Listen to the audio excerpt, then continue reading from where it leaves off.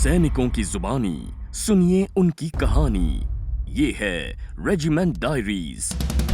दिसंबर 1971 जम्मू कश्मीर का लद्दाख क्षेत्र और लद्दाख में मौजूद कारगिल पाकिस्तान कश्मीर पर कब्जा की मंशा से कारगिल से गुजरते श्रीनगर ले हाईवे पर निशाना लगा रहा था। हाईवे पर हमला यानी भारतीय फौज की कमर तोड़ देना। असला, बारूद, हथियार, राशन, हर चीज की सप्लाई बंद। ऐसे में इस हाईवे को महफूज रखना भारत के लिए आवश्यक था। शिंगो नदी कारगिल की बर्फीली पहाड़ियों के बीच से गुजरती है और इसी नदी पर था शेर किला, जहां मौजूद थी पाकिस्तान की आर्मी अपनी एक पूरी मशीन गन सेक्शन के साथ। इस ऊंचाई पर से भारतीय फौज पर हमला कर पाना बेहद आसान था। भारत के फौजियों का मिशन था सिर्फ शेर किला फतेह करना और इस लक्ष्य तक पहुंचने का रास्ता गुजरता था दुश्मन के तमाम बंकर से। रात के गहरे सन्नाटे में फौजियों ने पहाड़ी पर चढ़ना शुरू किया। बड़ी सावधानी से बिना डिटेक्ट हुए ऊपर पहुंचने में घंटों लगे और पहले की गई प्लानिंग से सबसे पहला हमला किया एक ऐसे महत्वपूर्ण बंकर पर जो कि शेर किला को सुरक्षित रख रहा था। यहां पाकिस्तान की फौज भारी संख्या में थी। पूरी रात यहां घमासान युद्ध चला और जब उनकी गोली बारूद खत्म हो गई तब भारतीय सैनिकों ने दुश्मन पर सिर्फ अपने बेयोनेट से हमला बोला। गुत्थम गुत्था की लड़ाई कर इन सैनिकों को रास्ते से हटाया। बंकर पर कब्जा करने के बाद ये बढ़े अपने लक्ष्य की ओर। अभी शेर किला बाकी था। शेर किला में मौजूद पाकिस्तानी फौज ने यह सोचा ही नहीं था कि भारतीय सैनिक उन तक पहुंचेंगे और वो भी इतनी जल्दी। पूरे 48 घंटे तक फिर चली एक और खूनी जंग, जहां एक बार फिर दुश्मन पर भारी पड़ा जम्मू कश्मीर की ही मिट्टी से पैदा हुआ सैनिक, Jammu and Kashmir light infantry का। जम्मू कश्मीर के श्रीनगर शहर में है Jammu Kashmir light infantry regiment का भव्य रेजिमेंटल सेंटर, जो कि जीवित रखता है इनके इतिहास को और खड़ी करता है एक सशक्त फौज को। सिर्फ जैगला रेजिमेंटल सेंटर ही ऐसा सेंटर है जो कि CICT एनवायरनमेंट में है। इसके साथ जो ऑल्टीट्यूड हमारा है वो 6000 फीट। इसके कारण नवंबर से मार्च तक सेंटर में लगभग 1.5 से 2.5 फीट बर्फ रहता है। आपको पता है कि जो इंडियन आर्मी के ऑपरेटिंग कंडीशंस हैं अखनूर से लेकर सियाचिन तक और सिक्किम अरुणाचल बॉर्डर, वहाँ हाई एल्टीट्यूड इलाका होने के कारण ऑपरेटिंग कंडीशंस बर्फ में होते हैं। कंपेयर टू अदर सेंटर्स जो कि प्लेन्स में लोकेटेड हैं, हमें यह अनुभव होता है कि हमारे recruits compare to other recruits of the Indian army, उनको एक लाइव सिचुएशन में ट्रेनिंग करने का मौका मिलता है। क्योंकि हमारा सेंटर श्रीनगर में है और ये अकेला सेंटर है जो कि फील्ड में है और ऐसी लोकेशन में है जहाँ पर हर किस्म की फैसिलिटी मौजूद है। ये एक शानदार ना केवल सैनिक तैयार करता है बल्कि उसे एक जैकलाई का सैनिक होने का सम्मान भी देता है। कि ये इकलौता सेंटर है। सबसे पहले तो ये हिंदुस्तान के नॉर्थ में है। एक सिर्फ लद्दाख स्काउट सेंटर हमारे आगे है, अदरवाइज सबसे नॉर्थ में यही सेंटर स्थित है। एंड जिस इलाके में स्थित है ये पूरा का पूरा आतंकवाद से प्रभावित रहा है पिछले तकरीबन 20 साल से। इसके सबसे बड़ा जो हमें एडवांटेज हम देखते हैं तो जो मेंटल ट्रेनिंग होती है हमारे जवानों की, वो इस इलाके में होने की वजह से काउंटर इंसर्जेंसी या काउंटर टेररिज्म के लिहाज से बहुत ही बढ़िया हो जाती है।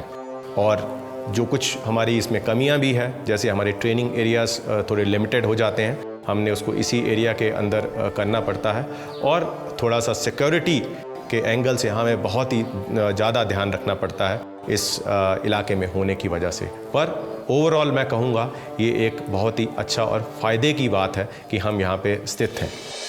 और यहाँ महफूज है फौज में शामिल हुए हर एक जवान और उसके परिवार का भविष्य। सर्विंग सोल्जर्स के साथ तकरीबन 25,000 से ज्यादा पेंशन पाने वाले सोल्जर्स और उनके परिवार की जरूरतों का यहाँ रिकॉर्ड रखा जाता है। और यहाँ से दी जाने वाली ट्रेनिंग बेहद कठिन और चुनौतीपूर्ण होती है, लेकिन वो ये जरूर सुनिश्चित करती है कि युद्ध के मैदान में जैकलाई का जवान हर एक परिस्थिति से परिचित है और इस चक्रव्यूह को तोड़कर जीत हासिल कर सकता है। ये जैकले सेंटर एक्चुअली पहले हफ्सनगर में हुआ करता था, जो कि श्रीनगर के आसपास है, सिटी के आसपास। इस सेंटर को शिफ्ट किया गया रंगरेट एरिया में। रंगरेट में आज की डेट में हमारा जैकले रेजिमेंटल सेंटर तैनात है। यहाँ पर हम रिक्रूट्स को ट्रेनिंग देते हैं एंड रिक्रूट्स को हम हर एनवायरनमेंट के लिए तैयार करते हैं, चाहे वो CI ग्रेड है, चाहे वो सेशन ग्लेशियर है, चाहे जंगल वॉरफेयर है, चाहे माउंटेन वॉरफेयर है, चाहे डेजर्ट है, चाहे कैनल वॉरफेयर है। हर एक के लिए हम इनको ट्रेन करते हैं ताकि वो दुश्मन का डट के मुकाबला करें और मिलिटेंसी का खात्मा करें। ट्रेनिंग करिकुलम जो इन रिक्रूटों का है वो 2 भागों में बांटा गया है।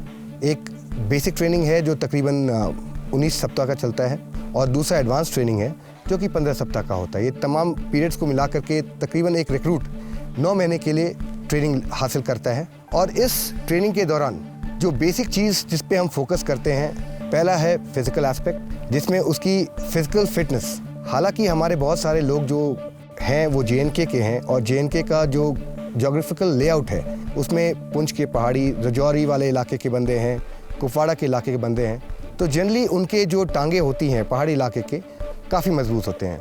तो हमारा फोकस उसके साथ साथ अपर बॉडी स्ट्रेंथ के ऊपर भी रहता है। इसके अलावा एंड्योरेंस रन्स होते हैं ताकि उनकी सस्टेनेबिलिटी लॉन्गर ड्यूरेशन के लिए बढ़ाई जा सके। तकरीबन 40 किलोमीटर तक हम हासिल करने की कोशिश करते हैं। फिजिकल एक्टिविटी के बाद हमारा दूसरा फोकस एरिया होता है फायरिंग, और फायरिंग में वो एक सोल्जर का बेस होता है। तो फायरिंग के ऊपर उनके बेसिक इंसास और LMG के ऊपर उनकी हथियार की हैंडलिंग और उनका फायरिंग, उस पर जोर होता है।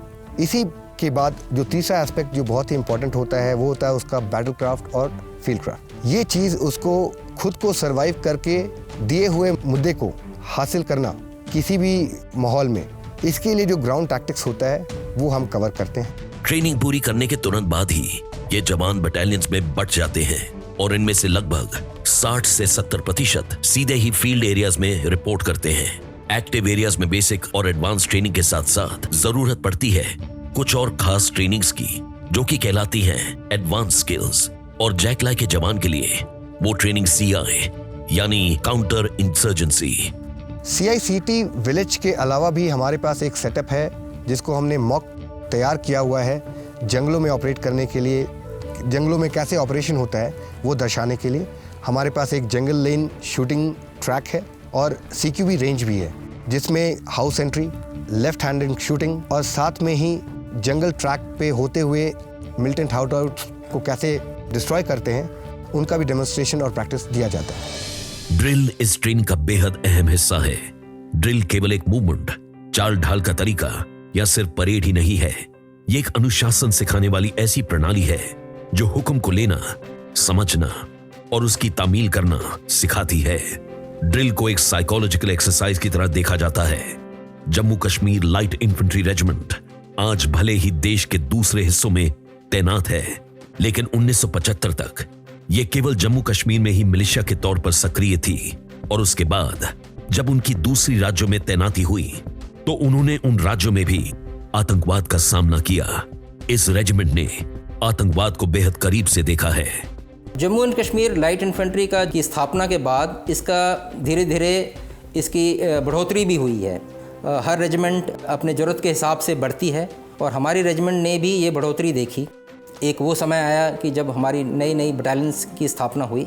उसके बाद जम्मू एंड कश्मीर को हालात को देखते हुए हमारे पास टेरिटोरियल आर्मी स्थापना की गई।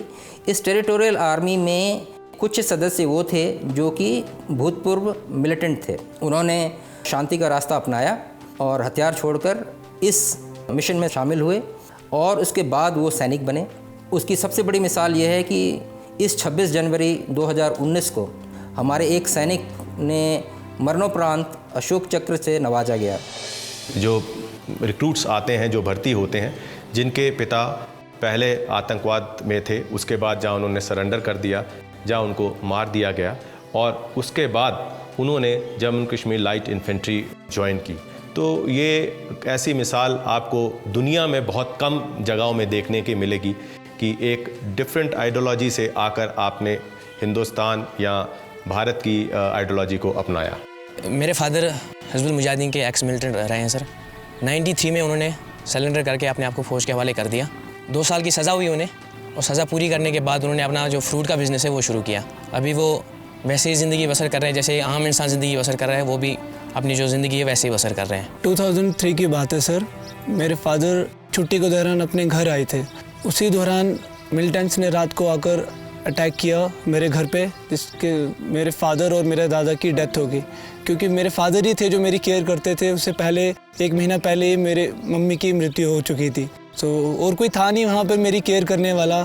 फिर इंडियन आर्मी ने मुझे सपोर्ट किया और मुझे जैकली सेंटर में मंजीत सिंह बॉयज़ हॉस्टल में एडमिशन दिया गया। मैंने अपनी स्कूलिंग नर्सरी टू 12th यहीं से की। तो यहाँ पर मेरी बहुत अच्छी केयर हुई। तभी से मेरे दिल में था कि बड़ा होकर मैं इंडियन आर्मी ही ज्वाइन करूँगा और अपनी फादर की जगह रहकर अच्छा काम करूँगा। आज रेजिमेंटल सेंटर के परिसर में ही जैकलाई का आर्मी स्कूल है, जहां शिक्षा दी जाती है आतंकवाद से विस्थापित हुए बच्चों को और साथ ही शरण दी जाती है शहीद हुए जवानों के परिवारों को। बचपन से ही बोला कि आपके फादर आर्मी में थे, तो आर्मी ने हमें ये फैसिलिटी दी, ऐसे दिया, हमें कैसे रहना सहना सब कुछ आर्मी ने सिखाया। तो तब से ही मैं मोटिवेट हुआ कि मैंने भी इंडियन आर्मी ज्वाइन करनी जब मैं बड़ा हो जाऊँगा। 2017-18 में मैंने जकले रेजिमेंट सेंटर में आकर भर्ती देखी और मैं जकले रेजिमेंट सेंटर का हिस्सा बना। और यहीं आती है बात एक ऐसे जज्बे की जिसे Jammu Kashmir light infantry regiment का हर जवान सही मायने में जीता है, कश्मीरियत। Jammu Kashmir light infantry regiment की नींव टिकी है कश्मीरियत पर। ये कश्मीरियत इनकी रूह में बसती है। Jammu and Kashmir light infantry में अगर कोई सबसे खूबसूरत प्रथा है तो वो है मेरे ख्याल से MMG, जिसे कि हम मंदिर, मस्जिद और गुरुद्वारा कहते हैं। इसके अंदर सभी ऑफिसर्स, सभी JCOs, अदर रैंक्स और उनके परिवार मिलकर एक साथ अपने अपने धर्म के जो उनका निर्वाह करते हैं। और मेरे ख्याल से ये एक इकलौती ऐसी प्रथा है, ना कि सिर्फ भारत में, मेरे ख्याल विश्व में कोई भी संस्था इस तरह की प्रथा का पालन नहीं करती होगी। और आज के समय में ये एक किस्म का संदेश देती है भाईचारा का और शांति का, जो कि कश्मीर के लिए तो है ही है, भारत के लिए और पूरे विश्व के लिए। स्पोर्ट्स आप अगर देखें, इट शोज़ एग्रेसिवनेस। इस एग्रेसिवनेस को बाहर निकालने के लिए स्पोर्ट्स को कराया जाता है, और ये सिर्फ रेजिमेंटल सेंटर में ही नहीं, जब ये यहाँ से जाते हैं यूनिट्स में, वहाँ पर भी कराया जाता है। प्राइमरीली हम रिक्रूट्स को ट्रेनिंग करते हैं, तो इसमें हमारे पास अलग अलग स्पोर्ट्स इंफ्रास्ट्रक्चर हैं, जिसमें कि boxing, various sports like football, basketball, ये सारे स्पोर्ट्स यहाँ पे अवेलेबल हैं। मैंने 2007 से लेकर 2014 तक शूटिंग की है, जिसमें से मैंने 7 नेशनल कंपटीशन खेले हैं और 3 इंटरनेशनल कंपटीशन खेलने गया था मैं चेक रिपब्लिक, जर्मनी में। और चेक रिपब्लिक में मेरा मेडल था, जिस मेडल के बेस के ऊपर मेरे को प्रमोशन दी गई थी। खेल जो है सबसे बड़ा हिस्सा होता है किसी राष्ट्र निर्माण के लिए। जो भी एडवांस कंट्रीज़ हैं उनके सब का सब खेलों में बहुत ही बड़ा अच्छा प्रदर्शन रहा है। और इसी चीज़ को ध्यान में रखते हुए Jammu and Kashmir light infantry ने भी कई ही नामची खिलाड़ी देश को दिए हैं, both national and international levels पे। सबसे पहले शूटिंग जो है, हमारे यहाँ पे एक बहुत ही state of the art shooting, indoor shooting range है, और हमें तकरीबन 18 से अधिक नेशनल और इंटरनेशनल मेडल्स प्राप्त हो चुके हैं। हमारे सूबेदार चैन सिंह, जो 2016 की रियो ओलंपिक्स में भी उन्होंने पार्टिसिपेट किया था। इसके बाद तीरंदाजी में भी हमें तकरीबन 9 से 10 नेशनल इंटरनेशनल मेडल्स प्राप्त हैं। एंड सबसे इम्पॉर्टेंट स्कीइंग एक ऐसा स्पोर्ट्स है या स्किल है जो कि हमें ऑपरेशंस में भी बहुत काम आता है। तो इस चीज़ को देखते हुए हमारे तकरीबन 12 से 15 नेशनल एंड इंटरनेशनल मेडल्स हमारे खिलाड़ियों ने जीते हैं। एंड नायब सूबेदार नदीम इकबाल, जो कि अभी 2018 की विंटर ओलंपिक्स में हिस्सा लेकर आए थे। तो ये हम समय समय पर ये सारे कार्य करते रहते हैं। इसके बाद हमारी जो बटालियंस हैं, जो भी इंसर्जेंसी रिलेटेड्स में एरियाज़ में, जहाँ इवन पीस एरियाज़ में डिप्लॉयड हैं, वो समय समय पर कुछ ना कुछ टूर्नामेंट्स करवाती रहती हैं खेलों के विद इन द ट्रुप्स के लिए, और साथ ही साथ जो वहाँ की आवाम के साथ भी टूर्नामेंट्स करवाते हैं, जिससे कि एक आवाम के अंदर एक खेल के प्रति अच्छी भावना जागृत होती है और हमारा भी एक अच्छा रिश्ता उनके साथ बन जाता है। नायब सूबेदार नदीम इकबाल आर्मी की स्कीइंग टीम में अपने बेहतरीन प्रदर्शन की वजह से काफी चर्चा में रहे। 2011 में एशियन विंटर गेम्स में उन्होंने 15 किलोमीटर क्रॉस कंट्री इवेंट में गोल्ड जीता। ऑली स्कीइंग टूर्नामेंट में एक गोल्ड और एक सिल्वर, और फिर 2014 के सोची विंटर ओलंपिक्स में भी कमाल का प्रदर्शन दिखाया और 2011 में उनकी सफलता को नवाजा गया chief of army staff commendation card से। उसके बाद कंटिन्यू में नेशनल खेलता रहा, मेडल जीतता रहा। 2018 में मैं इंडिया का कोच बन के गया था साउथ कोरिया में 23rd विंटर ओलंपिक का हवलदार जगदीश सिंह के साथ। स्कीइंग से जुड़ी एक और बेहद खास बात इस रेजिमेंट की ये है कि इनका बैंड पहला ऐसा पाइप बैंड है जिसने आइस स्केट्स पर परफॉर्मेंस दी है। संगीत, ताल, लय का मिश्रण और बर्फ पर संतुलन ये वाकई में ही अद्भुत है। Jammu Kashmir light infantry regiment आज कश्मीरियत को अपनी रूह में बसाए आगे बढ़ रही है। एक ऐसी रेजिमेंट जिसकी नींव ऐसे कश्मीरियों ने डाली जो अपनी धरती की हिफाजत के लिए खुद एक सैलाब नुमा सेना बन गई। आज वही लोग कठिन दौर से गुजरते हुए भी सेना का हिस्सा बनते हैं। ना सिर्फ अपने राज्य बल्कि भारत के दूसरे हिस्सों में भी निगरानी करते हैं बिना किसी शक, शुबा या शिकन के। जैक लाए के हम वीर, 2 राइफल है हमारा निशान, मजहब है हमारी सैनिक, हिंदू सिख ना मुसलमान, वीर देश के वीर सिपाही बनेंगे देश की शान, शीश चढ़ाकर मातृभूमि पर दे देंगे बलिदान, बलिदानम वीर लक्षणम, बलिदानम वीर लक्षणम। सैनिकों की जुबानी सुनिए उनकी कहानी। ये है regiment diaries. Like, share, subscribe and click on the bell icon to never miss an update from Epic.